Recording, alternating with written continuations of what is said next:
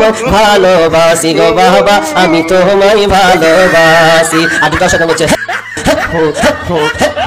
আর তো চাইছে পাথর চাপড়ি। কেউ দেখেছেন, গিয়েছেন কেউ? আছে এরকম? কোথায় আছে ওটা? বীরভূম ডিস্ট্রিক্ট, তাই তো? বীরভূম ডিস্ট্রিক্টে পাথর চাপ কি হয়? ওখানে মসজিদ আছে, নামাজ হয়। কি হয় ওখানে?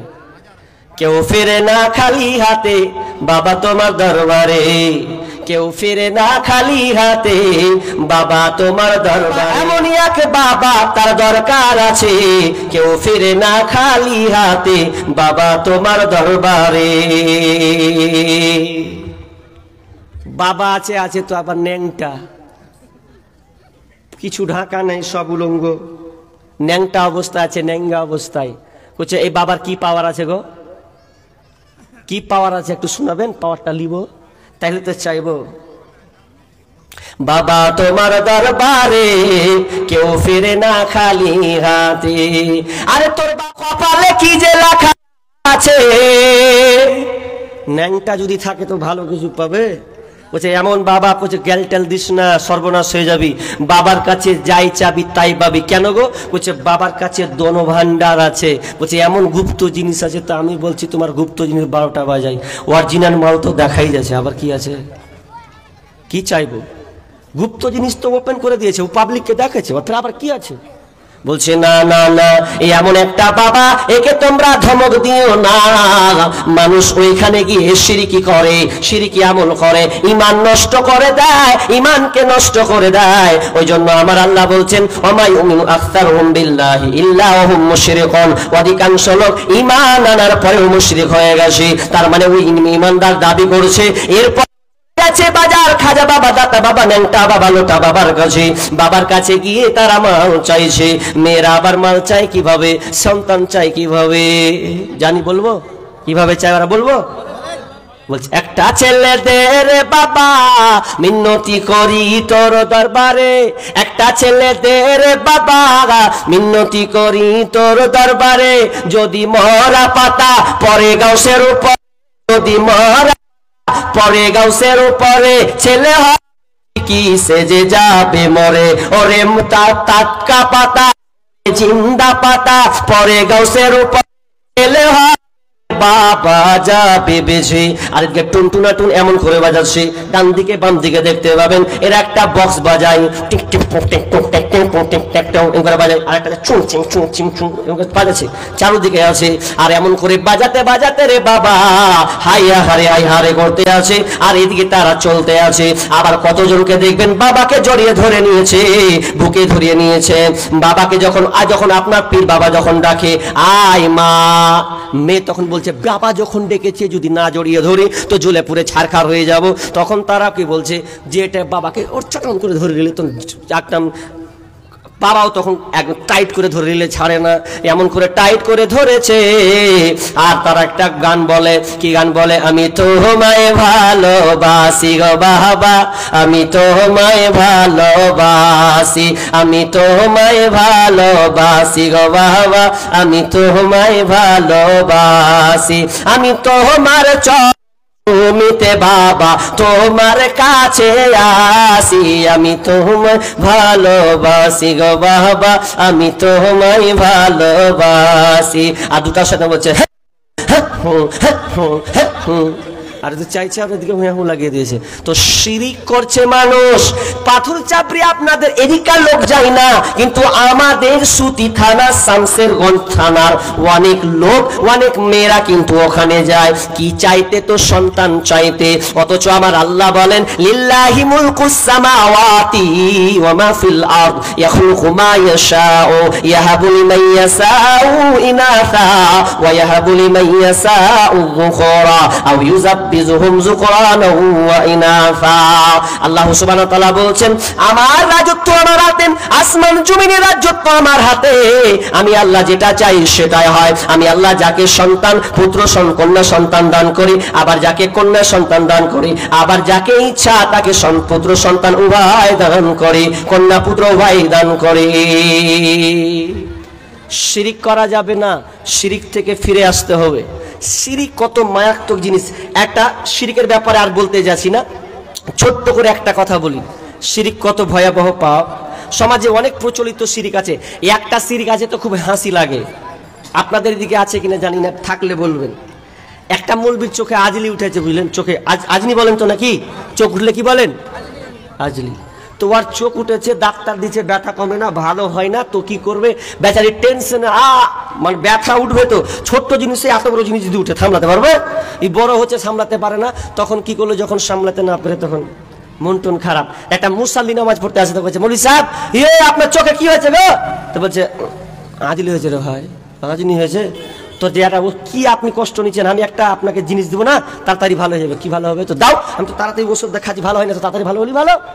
তো বলছে এখানে লাই শুনতে, বলছে একটু সাইডে যেতে হবে। তো সাইডে চ, কি করতে হবে, সাইডে যাবো। তখন ওই মুরগিটাকে সাইডে চলে গেছে, বলছে মৌলভী সাহেব এবার কি করতে হবে, তো বলছে এবার আপনাকে একটু বসতে হবে। তাও বসবো। যখন ও বসেছে তখন একটা ছোট্ট ছেলে নিয়ে এসে প্যান খুললাম, চোখে ঘুষতে লেগেছে। তো ছোট কি কাজ করলি তুই, মানে ছোট ছেলে নিয়েছে, ওর পেন খুলে মেশিনটা দিয়ে ওর চোখ ঘুষতে লেগেছে, তার মুহূর্তন খারাপ দেয়। এটা আবার কি হলো, বলছে এটাই যদি করেন তো তাড়াতাড়ি চোখ ভালো হয়ে যাবে। আচ্ছা, সৌদানিয়ে ইসলামেরি পাইগাম নিয়ে আসছে ধরাই রমজান, ভোরের আগে নিয়ত বন্ধ, ভুল করো না মুসলমান,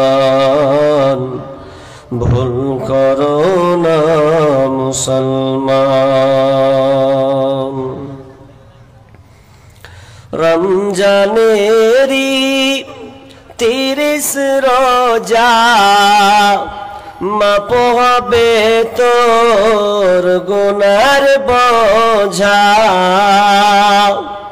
রমজানেরি 30 রোজা, মাপ হবে তোর গুনার বোঝা। মাসুম শিশুর মতো প্রভু জীবন্ত বেদান, ভোরের আগে নিয়ত বন্ধ, ভুল করো না মুসলমান, ভুল করো না মুসলমান। এই মাসেতে একটি রাত্রি সবে কাদার নামটি যার, এই মাসেতে একটি রাত্রি সবে কাদার নামটি যার। হাজার মাসের সেরা সেরা মুচাই পাফির দুঃখ ভার। এই মাসেতে নাজিল হলো, এই মাসেতে নাজিল হলো নবীর উপর আল কোরআন। ভোরের আগে নিয়ত বন্ধ, ভুল করো না মুসলমান, ভুল করো না মুসলমান। এই মাসেতে দুইটি খুশি, একটি খুশি ইফতারের, অপরটি হয় আল্লাহর দিদার রোজ হাসরের প্রান্তরে। এই মাসেতে দুইটি খুশি, একটি খুশি ইফতারের, অপরটি হয় আল্লাহর দিদার রোজ হাসরের প্রান্তরে। এত সুন্দর মধুর ডাকে যেজন সদা লুকিয়ে থাকে, এত সুন্দর মধুর ডাকে যেজন সদা লুকিয়ে তাকিয়ে থাকে রোজ হাসরে, কাঁদবে সেদিন পাবে না কো আল্লাহর দান। ভোরের আগে নিয়ত বান্ধ, ভুল করো না মুসলমান, ভুল করো না মুসলমান। জান্নাতেরি আটু দরজা, রাইয়ান নামের একটি দ্বার। জান্নাতেরি আটু দরজা, রাইয়ান নামের একটি দ্বার। সেই দ্বারেতে যাবে কেবল যারা আল্লাহর রোজাদার। সেই দ্বারেতে যাবে কেবল যারা আল্লাহর সিয়ামদার। রোজাদারের মুখের ঘ্রাণ বৃক্ষ নাভি খুশবু সমান, তাই তো এদের এত আদর করেন প্রভু রহমান। ভোরের আগে নিয়ত বন্ধ, ভুল করো না মুসলমান। ইসলামেরই পাইগাম নিয়ে, ইসলামেরই সওদা নিয়ে আসছে ধরায় রমজান। ভোরের আগে নিয়ত বন্ধ, ভুল করো না মুসলমান, ভুল করো না মুসলমান। লিল্লাহ তাকবীর হলো, আধ ঘান দিচ্ছে আর আধ ঘান চুপচাপ বসে আছে। ও ফুটবল মাঠ নয় ওই লেগে নাকি? ফুটবল চালু করলে ঠিক তখন হবে। মাঠে ফুটবল যখন খেলা হয় 12টা, এদিকে কত করে থাকে? 12 জন করে তো নাকি? 11 জন। তাহলে এদিকে 11 ওইদিকে 11, লাথাই খুব না, খুব বলকে লাথাই। আর যখন বলকে লাথাই তো খালি লোক অপেক্ষা থাকে, শালা কখন গোল হবে রে, বলতে হবে না।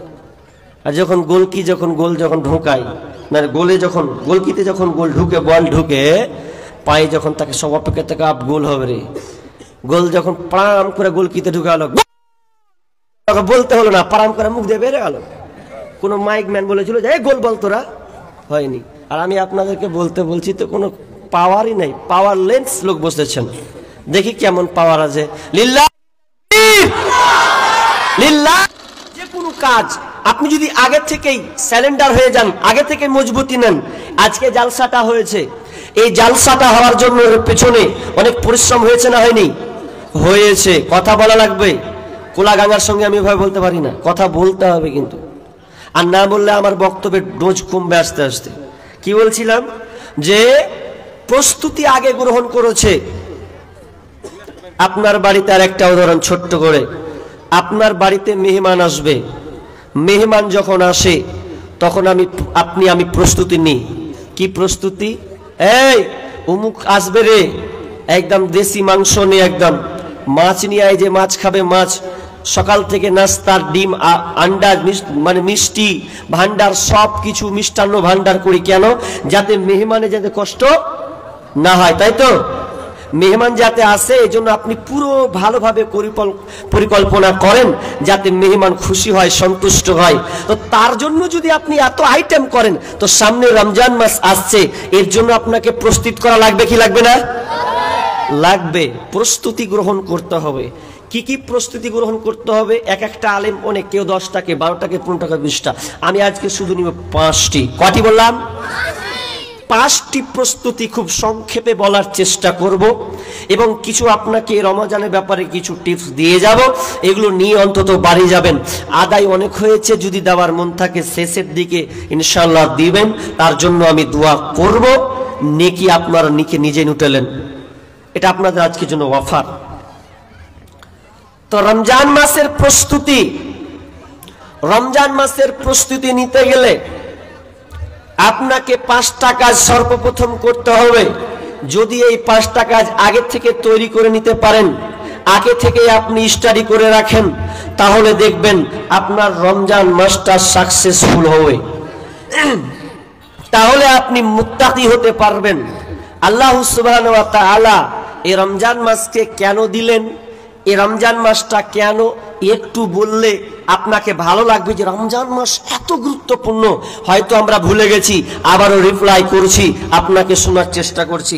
আমি একটা ছোট একটা আয়াত পড়েছিলাম সূরা বাকারার 183 নম্বর আয়াত।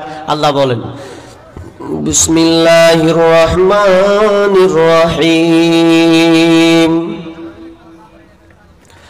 ইয়া আইয়ুহাল্লাযীনা আমানু কুতিবা আলাইকুমুস সিয়াম কামা কুতিবা আলাল্লাযীনা মিন ক্বাবলিকুম লাআল্লাকুম তাত্তাকুন।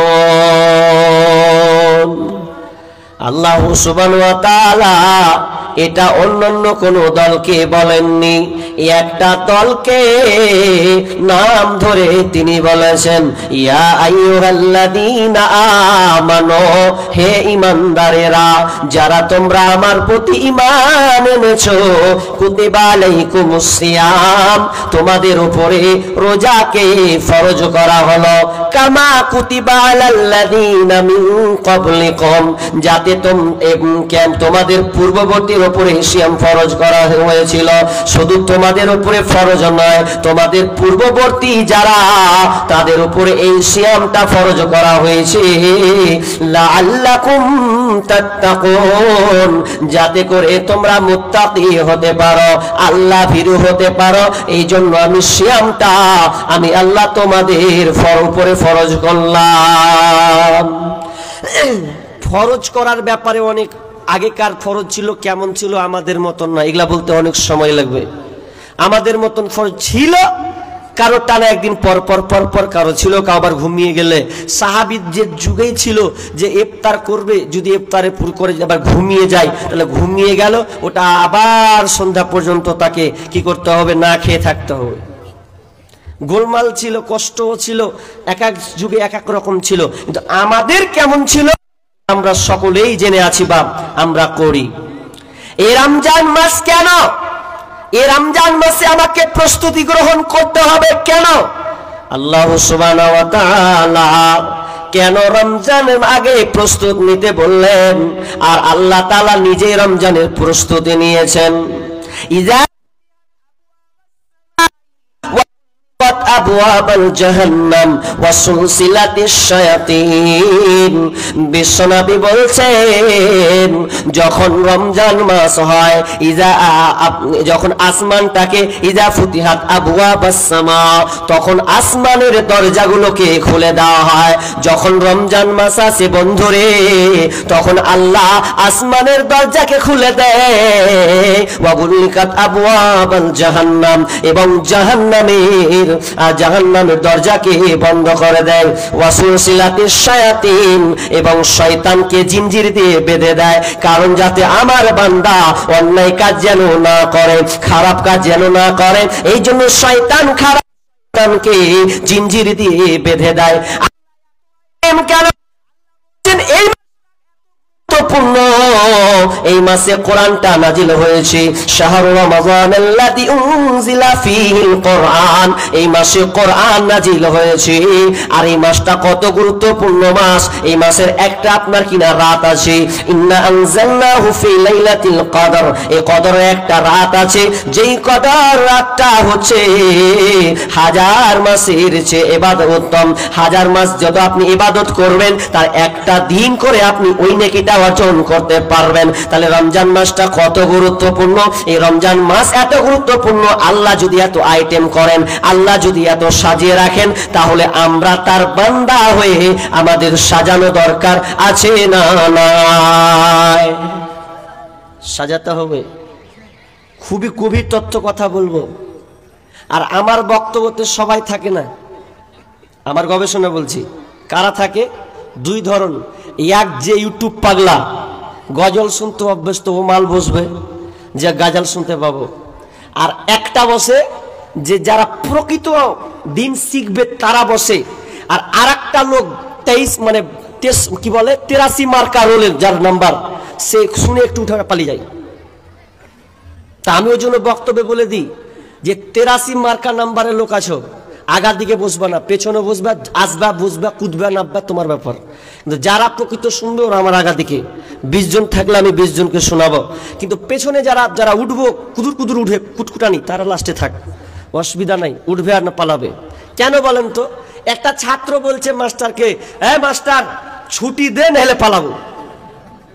মাস্টারকে কি বলছে জানেন? বলছে ছুটি দেন নাহলে পালাবো। মাস্টার বা কি করবে? অপশন দেখছেন, ছুটি দেন নাহলে পালাবো। ওকে যদি ছুটি না দেয় থাকবে, তাও পালাবে। তখন মাস্টার কি করেছে, ওর কানকে ধরে নিয়ে এসে ওই সামনে নিয়ে চলে এসেছে, বলছে এই তোকে যদি ছুটি না দিই তাও পালাবি, তুই অপশন দিয়েছিস আমাকে, তো তোর রোল কটি কহ। তখন বলছে আমার রোল 83। আচ্ছা তোর রোল 83, আচ্ছা তুই বল তোদের ঘরে কটি ছেলে আছে? টোটাল 83টে। তো তোর রোল লাস্টে 83 আছে, তো তুই পালাবি, তাকে পালাবে? তোকে ছাড়া ছাড়লো তুই পালাবি, তো তুই পালিয়া, ব্যাপার নাই। 82 জন থাকবে লাস্টেরটা। সেরকম এখানেও 83 মার্কা লোক আছে, বসে উঠে একটু বসে পালিয়ে যাবে। তো যাক, কি বলছিলাম, রমজানের প্রস্তুতি আমাকে নিতে হবে। আমি একটা দিয়ে শুরু করছি। নাম্বার 1 নম্বর প্রস্তুতি আপনাকে নিতে হবে, ঈমানকে মজবুত করা লাগবে। ঈমান মজবুত করা লাগবে, কারণ আমার আল্লাহ শর্ত বেঁধেছেন, ইয়া আইয়ুহাল্লাযীনা আমানু, হে ঈমানদারেরা। তাহলে আপনাকে প্রথমত ঈমান নিয়ে আসতে হবে।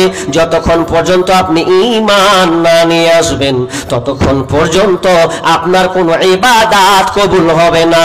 মানুষ এমন একটা, এই ঈমান কেমন জিনিস বন্ধুরে, একটা ছেলে ধরেন টিউবে পাম্প শুরু করে দিয়েছে, এমন সময় পাম্প যখন দিচ্ছে তো পাম্প দিতে দিকে দেখবেন অন্য জায়গা কাটা আছে। আর আচ্ছা বলেন, কাটা যদি থাকে পাম্প দিয়ে কোনো লাভ আছে? লাভ আছে? তোর দাদু এসে বলছে, পোতাকে বলছে, আরে কি ব্যাপার রে, তুই পাম্প দিছিস কতক্ষণ থেকে? বলছে দাদুজি সালা 3 ঘন্টা হয়ে গেছে, এখন পর্যন্ত পাম্প খাইতে গেল, ঘাম চুয়ে গেল আমার, 3 ঘন্টা থেকে তুই পাম্প দিছিস রে। তো তোর টিউটা দেখি, সালা টিউ যখন দেখছে তো লিক হয়ে আছে, একদিক কাটা আছে, তখন করছে তুই 3 ঘন্টা দিচ্ছি, তুই যদি কিয়ামত পর্যন্ত দিস তাও তোর লোড হবে না রে। সব তুই একদিক দিয়ে করছিস, তার একদিক দিয়ে বাহারেছে, তুই খাইতে মরে যাবি তুই। ঠিক তেমনি ভাবে আপনি ঈমানকে মজবুত তো আপনি ঈমান মজবুত না করবেন ততক্ষণ পর্যন্ত আল্লাহ আপনার রোজাকে কবুল করবে না, আপনার রোজা কবুল হবে না। ঈমানকে 1 নম্বরে মজবুত করা লাগবে। অথচ আমরা আজকের মানুষ 2020 সালের মুসলমান, আমরা রোজা আসলে খুব আনন্দিত হয়, কত বাজার, কত মার্কেট, কত খাবার। 2 কিলো মাংসকে, খাসির মাংসকে ইলিশের মাছ দিয়ে আপনার প্রথম রোজা স্টার্ট করবে, কিন্তু একবার জানলো না আমার রোজাটা হবে কি হবে না। আল্লাহ বলছেন আগে ঈমানদার তুই রোজাটাকে রাখার চেষ্টা কর। যদি তুই ঈমানদার না হস তাহলে তোর কোনো কত রোজা কবুল হবে না। ছোট্ট একটা জিনিস, আমি যে কথা বলছি, হাত পা নড়াচ্ছি, হ্যাঁ হু দিচ্ছি, আচ্ছা আমার কি আছে বলে কথা বলতে পারছি বলেন তো? আত্মা। কি বললাম? জোরে বলেন, কি বললাম? আত্মা যদি না থাকে আপনি রচনা করতে পারবেন? পারবেন না। এটা কথা বলি আপনাকে, আপনার বাপ আজকে জীবিত ছিল, কালকে মারা গেল, অথচ যখন মারা যায় তখন সবাই কান্না করে, আব্বা তুমি চলে গেলে। বেটি বলে বাপু চলে গেলে, স্ত্রী বলে স্বামী তুমি আমায় ছেড়ে চলে গেলে। আপনার সবাই দাবি করে, সবাই কান্না করে, কেন আব্বাটা পৃথিবীতে নাই। আমি বলছি কি ব্যাপার কাঁদছো? বলছে দেখো আব্বা। আমি বললাম কই তোমার আব্বা মারা গেছে? তোমার আব্বা তো শুয়ে আছে, সবই তো আছে, হাত আছে, পা আছে, চোখ আছে, কান আছে, বডি আছে, এরপরে কেন তোমার আব্বা কিভাবে মারা গেল? তার মানে ওর আব্বা মারা গেল মানে ওর নড়াচড়া করতে পারে না, কথা বলতে পারে না, তার মানে ওর আত্মা নাই। যতক্ষণ আত্মা ছিল ততক্ষণ আব্বা ছিল, যতক্ষণ আত্মা ছিল ততক্ষণ মা ছিল, যতক্ষণ আত্মা ছিল ততক্ষণ বিবি ছিল, যতক্ষণ আত্মা ছিল ততক্ষণ আমার ছেলে ছিল। আর আত্মা নাই মানে তার কোনো মূল্য নাই। ভিতর অচিন পাখি কেমনে আসে যায় খাঁচার ভিতর পাখি কেমনে আসে যায় চিন্তাম যদি আমি বেরি দিতাম পাখির পায় খাঁচার পাখি কেমনে আসে যায় মানুষ জানে না আত্মার কত দাম যতক্ষণ আত্মা থাকবে ততক্ষণ আপনি চলতে ফিরতে পারবেন আর আত্মা যখন ভ্যানিশ হয়ে যাবে প্রাণ পাখি উড়ে চলে যাবে সেদিন আপনার কোনো উপায় থাকবে না মরণ পাখি যেদিন এসে করবে কি থেমে যাবে জীবন তোমার বন্ধ হবে আঁখি ওরে মন